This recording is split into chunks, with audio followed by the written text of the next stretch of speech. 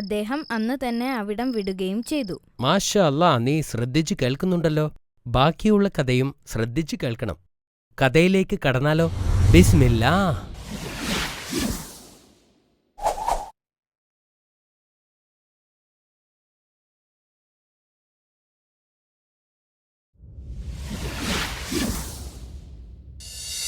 ആ രാത്രി തലൂത്ത് തന്നെ കൊല്ലുമെന്ന് പ്രവാചകന് മനസ്സിലായപ്പോൾ അദ്ദേഹം തൻ്റെ സാധനങ്ങളെല്ലാം എടുത്ത് കൊട്ടാരത്തിൽ നിന്നും രക്ഷപ്പെട്ടു. അദ്ദേഹം കുറേ കാലം യാത്ര ചെയ്തു. പിന്നെ ഒരു മലയുടെ മുകളിൽ ഒരു ഗുഹ കണ്ടു. അത് വിശ്രമിക്കാൻ ഒരു നല്ല സ്ഥലമാണെന്ന് അദ്ദേഹം തീരുമാനിച്ചു. പ്രവാചകൻ അവിടെ കുറേ ദിവസം താമസിച്ചു. പ്രവാചകൻ ആ ഗുഹയ്ക്കുള്ളിൽ ഒളിച്ചിരിക്കുകയാണെന്നറിഞ്ഞപ്പോൾ അദ്ദേഹത്തിൻ്റെ സഹോദരന്മാർ അദ്ദേഹത്തെ കാണാൻ വന്നു. ഞങ്ങൾ രാജാവിനെക്കൊണ്ട് മടുത്തു, അവർ പ്രവാചകനോട് പറഞ്ഞു. അയാൾ രാജ്യത്തിലെ എല്ലാവരെയും പേടിപ്പിക്കുന്നു. ഞങ്ങൾ താങ്കളോടൊപ്പം ചേരാൻ ആഗ്രഹിക്കുന്നു. അടുത്ത ദിവസം കുറച്ചുപേർ ഗുഹയിലെത്തി. നിങ്ങൾക്ക് എന്താണ് വേണ്ടത്? പ്രവാചകൻ ചോദിച്ചു. ഞങ്ങളെ രാജാവിൽ നിന്നും രക്ഷിക്കണം എന്ന് അവർ പറഞ്ഞു. അവൻ ഒരു ദുഷ്ടനാണ്. അവൻ എല്ലാവരെയും പീഡിപ്പിക്കുന്നു. ദയവായി ഞങ്ങളെയും നിങ്ങളുടെ സൈന്യത്തിൽ ചേർക്കണം. പ്രവാചകൻ സമ്മതിച്ചു. അതുപോലെ കൂടുതൽ കൂടുതൽ ആളുകൾ നബിയുടെ സൈന്യത്തിൽ ചേരാൻ എത്തിക്കൊണ്ടിരുന്നു. തലൂത്ത് അയാളുടെ പ്രജകളെ പരിശീലിപ്പിക്കുകയും തൻ്റെ പടയാളികളെ ഭയപ്പെടുത്തുകയും ചെയ്തു. പൗരന്മാർ മെല്ലെ നേരെ തിരിയാൻ തുടങ്ങി. പ്രവാചകൻ ഒരു സൈന്യത്തെ വിളിച്ചുകൂട്ടിയപ്പോൾ പ്രവാചകനെതിരെ യുദ്ധം ചെയ്യാൻ അദ്ദേഹം തീരുമാനിച്ചു.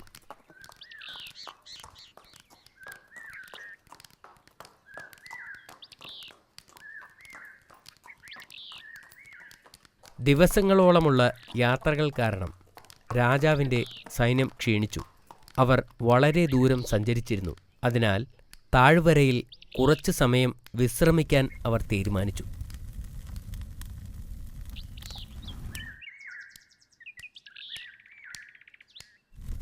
തലൂത്ത് ഉറങ്ങിക്കിടക്കുമ്പോൾ പ്രവാചകൻ ശബ്ദമുണ്ടാക്കാതെ ആ ഗുഹയിൽ കയറി തൻ്റെ വാൾ ഊരി തലൂത്തിൻ്റെ വസ്ത്രത്തിൽ നിന്നും ഒരു കഷ്ണം കീറിയെടുത്തു.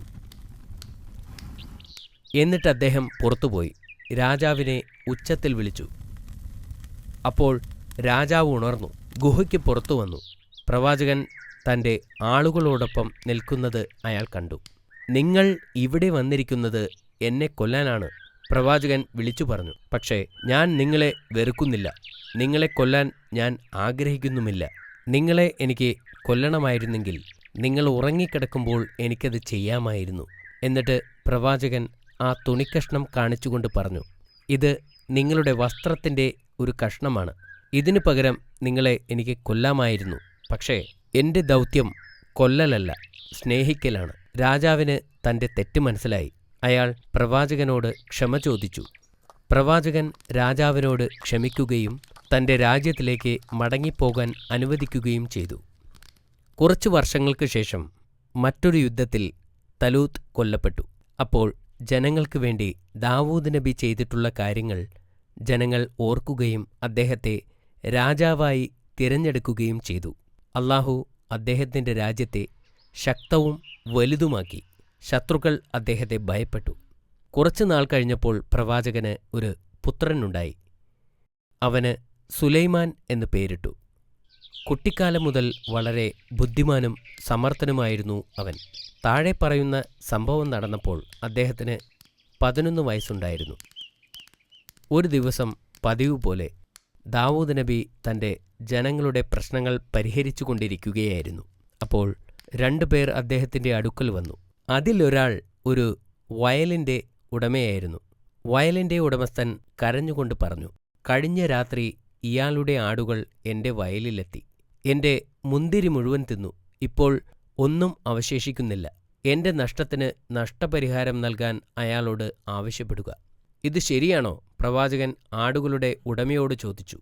അതെ, അദ്ദേഹം മറുപടി പറഞ്ഞു. പ്രവാചകൻ അല്പനേരം ആലോചിച്ചു. എന്നിട്ട് അവൻ്റെ നഷ്ടത്തിനു പകരം നിന്റെ ആടുകളെ അയാൾക്ക് കൊടുക്കാൻ ഞാൻ തീരുമാനിച്ചിരിക്കുന്നു. പക്ഷേ ഈ ആടുകളാണ് എനിക്കെല്ലാം എന്ന് അയാൾ മറുപടി പറഞ്ഞു. അപ്പോഴാണ് സുലൈമാൻ സംസാരിച്ചത്. എനിക്ക് മറ്റൊരു പരിഹാരമുണ്ട്. മുന്തിരിവള്ളികൾ വളരുന്നതുവരെ ആട്ടുടമ വയലിൽ പണിയെടുക്കട്ടെ. ആ സമയത്ത് ഭൂവുടമ ആടുകളെ നോക്കട്ടെ. വയലുടമയ്ക്ക് അയാളുടെ വിളവുകൾ തിരിച്ചെടുക്കുന്നതുവരെ ജീവിക്കാനുള്ളത് ആടിന്റെ രോമവും പാലും വിറ്റുകിട്ടും. മുന്തിരിവള്ളികൾ വളർന്നാൽ ഭൂവുടമയ്ക്ക് ഭൂമിയും ആട്ടുടമയ്ക്ക് ആടുകളെയും തിരിച്ചു കിട്ടും. പ്രവാചകൻ ആശ്ചര്യപ്പെട്ടു. ഇതാണ് യഥാർത്ഥ ന്യായവിധി. ജ്ഞാനത്താൽ നിന്നെ അനുഗ്രഹിച്ചതിന് അല്ലാഹുവിന് സ്തുതി. തീർച്ചയായും നീ ഒരു ബുദ്ധിമാൻ തന്നെ. നീതിപൂർവമായ ഈ തീരുമാനത്തിൽ ആ രണ്ടുപേരും സുലൈമാനോട് നന്ദി പ്രകടിപ്പിച്ചു. ആട്ടുടമയ്ക്ക് തന്റെ ആടുകളെ നഷ്ടപ്പെട്ടില്ലല്ലോ എന്നോർത്തപ്പോൾ കൂടുതൽ സന്തോഷമായി. തന്റെ പിതാവിൽ നിന്ന് ലഭിച്ചിട്ടുള്ള അറിവിനേക്കാൾ കൂടുതൽ അറിവ് നൽകി അല്ലാഹു സുലൈമാനെ അനുഗ്രഹിച്ചിരുന്നു. സത്യസന്ധനും നീതിമാനുമായ ഭരണാധികാരിയായിരുന്നു ദാവൂദ് നബി. തന്റെ ജനങ്ങൾക്ക് സമാധാനവും സമൃദ്ധിയും നൽകിയിരുന്നു. തന്റെ മനോഹരമായ ശബ്ദത്തിൽ അല്ലാഹുവിന്റെ സന്ദേശങ്ങൾ അദ്ദേഹം ജനങ്ങളിലേക്കെത്തിച്ചു. അദ്ദേഹം സബൂർ ഉരുവിടുമ്പോൾ എല്ലാവരും അത് ശ്രദ്ധിച്ചുകൊണ്ട് നിൽക്കുമായിരുന്നു. അദ്ദേഹത്തിന്റെ സന്ദേശങ്ങൾ വളരെ പ്രശസ്തവും എല്ലാവരും ഓർമ്മിക്കുന്നതുമാണ്. അദ്ദേഹം രാജാവാണെങ്കിലും ധൂർത്തനായി ജീവിച്ചിരുന്നില്ല. സ്വന്തം ആവശ്യങ്ങൾക്കുള്ള പണം പോലും ഖജനാവിൽ നിന്ന് എടുത്തിരുന്നില്ല. അദ്ദേഹത്തിന് ആയുധ നിർമ്മാണത്തിൽ പരിചയമുണ്ടായിരുന്നു. ആയുധമുണ്ടാക്കി വിറ്റ് കിട്ടുന്ന തുച്ഛമായ വരുമാനത്തിലാണ് അദ്ദേഹം ജീവിച്ചിരുന്നത്. പ്രവാചകൻ തന്റെ ഒരു ദിവസത്തെ 4 ഭാഗങ്ങളായി വിഭജിച്ചു. ഒരു ഭാഗം ജോലി ചെയ്യുവാനും വിശ്രമിക്കുവാനും, രണ്ടാമത്തെ ഭാഗം അല്ലാഹുവിനോട് പ്രാർത്ഥിക്കുവാനും, അടുത്തത് ജനങ്ങളുടെ പ്രശ്നങ്ങൾ കേൾക്കുവാനും, അവസാനത്തേത് പ്രഭാഷണത്തിനുമായി മാറ്റിവച്ചിരുന്നു.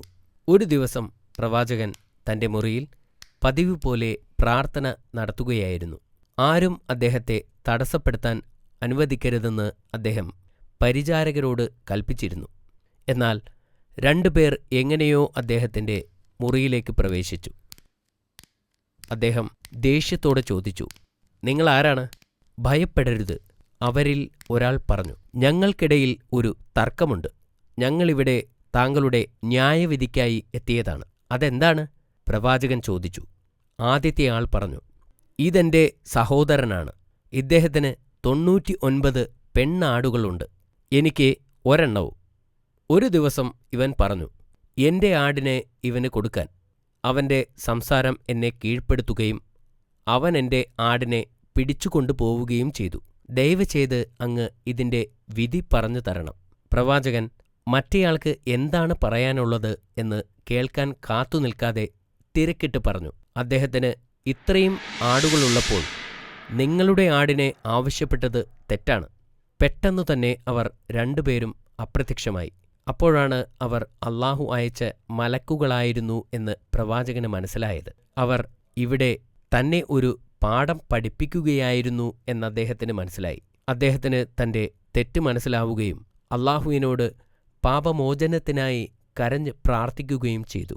അല്ലാഹു പ്രവാചകനോട് ക്ഷമിക്കുകയും പ്രവാചകൻ ദീർഘകാലം ജീവിക്കുകയും ചെയ്തു.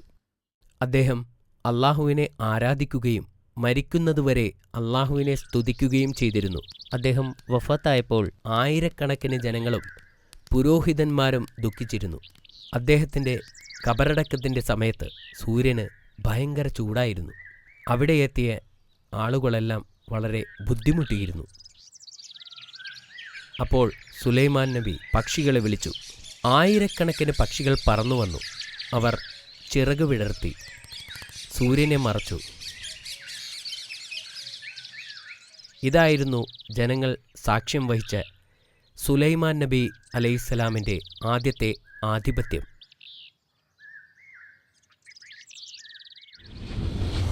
പക്ഷികൾ സൂര്യനെ മറയ്ക്കുന്നുവോ? മാഷാ അല്ലാ, അത് അത്ഭുതകരമായ ഒന്നാണ്. ആ, നിനക്ക് ഈ കഥ ഇഷ്ടപ്പെട്ടോ? എനിക്കിഷ്ടപ്പെട്ടു ബാബ. ശരി, നീ ഇപ്പോൾ ചോദ്യങ്ങൾക്ക് തയ്യാറാണോ? തീർച്ചയായും. ആളുകൾ പ്രവാചകന്റെ കൂടെ ചേരാനുള്ള കാരണമെന്താണെന്നറിയാമോ? തലൂത്തിന്റെ പീഡനത്തിൽ മടുത്തിട്ടാണ് ജനങ്ങൾ പ്രവാചകനോടൊപ്പം ചേർന്നത്. ശരിയല്ലേ ബാബ? അത് ശരിയാണ്. തലൂത്ത് ഉറങ്ങിക്കിടന്നപ്പോൾ പ്രവാചകൻ അദ്ദേഹത്തെ കൊന്നിരുന്നോ? ഇല്ല, പ്രവാചകൻ തലൂത്തിന്റെ വസ്ത്രത്തിൽ നിന്ന് ഒരു കഷ്ണം എടുത്ത് പുറത്തു പോവുകയാണ് ചെയ്തത്.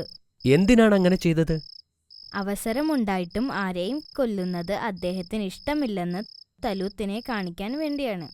അത് ശരിയാണ്. ഇനി പറയൂ, പ്രവാചകനായ ദാവൂദ് നബി അലൈഹിസ്സലാം ചെയ്തിരുന്ന ജോലി എന്താണ്? ആയുധ നിർമ്മാതാവാണ്. വീണ്ടും ശരിയുത്തരമാണ്. പ്രവാചകൻ തന്റെ ഒരു ദിവസത്തെ 4 വേർതിരിച്ചിരുന്നു. അത് എങ്ങനെയാണെന്ന് നിനക്കറിയാമോ? പ്രവാചകൻ തന്റെ ഒരു ദിവസം 4 ഭാഗങ്ങളായി വേർതിരിച്ചു. ആദ്യത്തെ ഭാഗം ജോലി ചെയ്യുന്നതിനും വിശ്രമിക്കുന്നതിനും, പിന്നെ രണ്ടാമത്തെ ഭാഗം പ്രാർത്ഥിക്കുന്നതിനും വേണ്ടി, അടുത്തത് ജനങ്ങളുടെ പ്രശ്നങ്ങൾ കേൾക്കാനും പരിഹരിക്കാനും, ഇനി 4ാമത്തെ ഭാഗം അദ്ദേഹത്തിന്റെ പ്രഭാഷണത്തിന് വേണ്ടി വേർതിരിച്ചിരുന്നു. മാഷാ അല്ലാഹ്, അത് വളരെ ശരിയായിരുന്നു അമീർ. ഇനി നിനക്കുള്ള അവസാനത്തെ ചോദ്യം. പ്രവാചകൻ